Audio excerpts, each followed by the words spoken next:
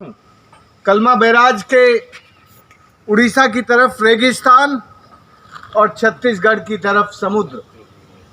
समुद्र को देखकर अच्छा लगता है, लेकिन रेगिस्तान को देख के रोना आता है, क्योंकि मैं रेगिस्तान से आया हूँ।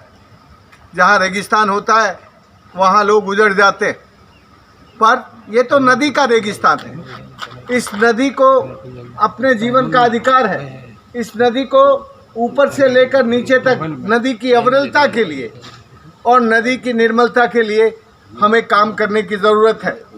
आज ये जो देश भर के लोग आए हैं, ये महानदी की अविरलता, निर्मलता और किनारों की हरियाली और स्वच्छता। देखिए, मुझे तो ये कहना है कि उड़ीसा सरकार को जितनी दिलचस्पी 3 साल पहले वो दिखा रहे थे, उससे ज़्यादा दिलचस्पी के साथ मैदान में आना चाहिए, क्योंकि चुनाव एक बार नहीं होता, चुनाव अगली बार भी होना है और लोग चुनाव याद रखते हैं। ये केवल नदियों के नाम पर राजनीति करने से काम नहीं चलता। हमें तो अच्छी बात ये होगी कि हम नदियों को भी बचाएं और अपने पानी को भी बचाएं। मुझे मालूम है तुम्हारा मुख्यमंत्री बहुत अच्छा आदमी है, लेकिन वो यदि आराम से सोएगा और नदी को लूट के ले जाने वाले लूट लेंगे तो फिर उसको जनता अच्छा नहीं कहेगी, ना चासी अच्छा कहेगा, ना मछुआरा अच्छा कहेगा। सॉरी। इसलिए मैं इतना ही कहना चाहूँगा, आदरणीय मुख्यमंत्री जी, आप बहुत अच्छे इंसान हैं और इसीलिए आपकी जनता ने आपको इतना लंबा राज्य का जुम्मा सौंपा है। इसलिए आप इसको थोड़ा और अच्छा कर दीजिए और आप थोड़ा खुद दिलचस्पी लेकर ये जो ट्रिब्यूनल है, इस ट्रिब्यूनल में ठीक से फाइट करिए। यदि तुम ठीक से फाइट करते तो अब तक इंटरिम ऑर्डर मिल ही जाता और तुम्हारी महानदी में आज फ्लो होता। केंद्र सरकार कभी मदद नहीं करेगा। केंद्र सरकार को मज़ा आता है 2 राज्यों को आपस में लड़ाना, तो केंद्र सरकार की तरफ क्यों देखना? केंद्र सरकार की तरफ जब देखना था जब ट्रिब्यूनल नहीं बना था। आपने ही तो ट्रिब्यूनल बनाया। ट्रिब्यूनल बनाने में आपकी सरकार का हिस्सा भी है, आप लोगों ने ही डिमांड की। मैं उस वक्त भी कह रहा था जब तक ये ट्रिब्यूनल नहीं बना था कि हम यदि आप ट्रिब्यूनल बनाएंगे तो ये जो महानदी का विवाद है ये कावेरी जैसा भयानक विवाद हो जाएगा। अभी वही हो गया। इसलिए हमारी सरकार को, तीनों सरकारों को, तीनों हमारी सरकार हैं, भारत सरकार भी, छत्तीसगढ़ सरकार भी और उड़ीसा सरकार भी, तीनों सरकारों को ज़रा उदारता से बैठ के नदी का सम्मान करना चाहिए। नदी का सम्मान यदि तुम करना चाहते हो तो कैसे करोगे? सबसे पहले नदी की ज़मीन नदी को दो, फिर नदी का जो फ्लो है नदी को दो, फिर नदी का जो जीन पूल है, नदी की जो बायोडाइवर्सिटी है उसको प्रोटेक्ट करने के लिए, उसके कैचमेंट में जंगल को प्रोटेक्ट करने के लिए काम करो। यही 3 छोटे काम है यार। लगता है, मुझे तो बिल्कुल लगता है, मुझे हमेशा मेरे अंदर सीड ऑफ होप रहती है, मेरे अंदर आशा के बीज और आशा की किरणें रहती हैं। इसलिए मुझे बिल्कुल लगता है कि इन दोनों सरकारों को, जिनके बीच में विवाद है, समय रहते हुए ये अच्छे काम करेंगे और अपनी अपनी जिम्मेदारी समझकर इस विवाद का समाधान करने के लिए आगे आएंगे।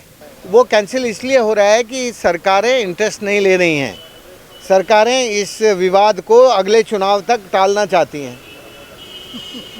हर बार ऐसे विवादों में मुख्यमंत्री ये कहकर वोट मांगता है कि देखो मैंने महानदी में ज़्यादा पानी दिलाने के लिए बहुत लड़ाई लड़ी, मैंने ये किया, मैंने वो किया, इसलिए ये लिंगर ऑन होती रहती हैं। नहीं तो भैया 4 साल में क्या ये एनजीटी, 4 साल में क्या ये ट्रिब्यूनल इंटरिम ऑर्डर भी नहीं देता? ऐसा नहीं हो सकता।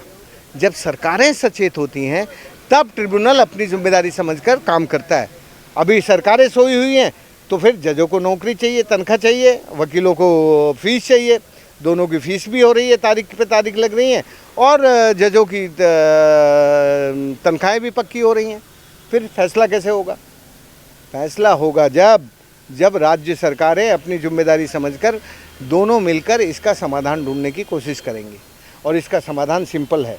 पहले तो सर्वसम्मति इस बात पे बन जानी चाहिए कि दो गेट लेफ्ट में और 2 गेट राइट में और 1 गेट बीच में, 5 गेट खोल दिए जाएं और नदी को पानी दे दिया जाए। ये इंटरिम ऑर्डर कराना चाहिए। फिर उसके बाद आगे जो कुछ करना है, नाप तोल वगैरह वगैरह, वो सब फाइनल जजमेंट होता रहेगा। लेकिन यार तुम्हारा छत्तीसगढ़ तो समुद्र की तरह पानी से भरा हुआ दिखे, और खेती में लहलाते हुए धान के खेत और हार्वेस्टिंग के लिए बड़ी बड़ी टरबाइन चलती हुई दिखे, और छत्तीसगढ़ और उड़ीसा रेगिस्तान की तरह दिखे। ये तो अन्याय है ना।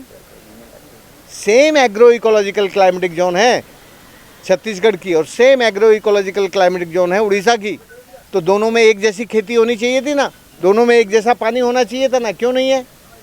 क्योंकि तुम्हारी सरकार जो है सोई हुई है, इसलिए नहीं है। मैं केवल सोचता नहीं, ये सफल होगा ही, और अब तक सफल हुआ है। अब तक इसमें कभी भी असफलता नहीं मिली। जब भी ये आंदोलन खड़ा हुआ तभी कुछ ना कुछ सरकारों को करना पड़ा, आगे भी होगा। भाई यदि ये आंदोलन कमज़ोर होता तो रमन सिंह 3 बार ना मिलता हमसे, और वो तैयार हुआ था इसका फैसला करने के लिए। फिर हमारे मुख्यमंत्री जी ज़रा बुढ़ापे में आ गए, उनको थोड़ी नींद आ गई, वो आगे नहीं बढ़े। वो आगे बढ़ जाते तो आज तक फैसला ही हो जाता। तुम्हें मालूम है, जब तुम्हारे घर के किसी आदमी की हत्या हो जाती है तो तुम्हारे आंसू नीचे तक आते हैं। पूरी महानदी की हत्या हो गई है, और मैं तो किसी ना छत्तीसगढ़ की आंखों में आंसू देख रहा हूँ ना उड़ीसा की आंखों में आंसू देख रहा हूँ। मेरी तो आंसू, मैं अपने आंसू तो नहीं रोक पाया। तो सर हत्यारों को सजा कब मिलेगा आपको लगता है? हत्यारों को सजा तो मिलेगी, वो तो जनता दिलाएगी। लोकतंत्र में सबसे बड़ी सजा देने वाली तो जनता होती है। ये जो चुप बैठे हैं, तो इसीलिए तो रोना हो रहा है, इसीलिए तो हम नहीं तो मेरे जैसे आदमी को क्यों यहाँ 1 दिन के लिए 2 दिन के लिए आमरण अनशन करना था? मुझे क्यों 48 घंटे के लिए करना था? जब उड़ीसा के लोग बैठते ना या छत्तीसगढ़ के लोग बैठते ना, तुमने कोई नया सवाल नहीं पूछा। मैंने कहा था, अभी तक कोई समाचार नहीं आया।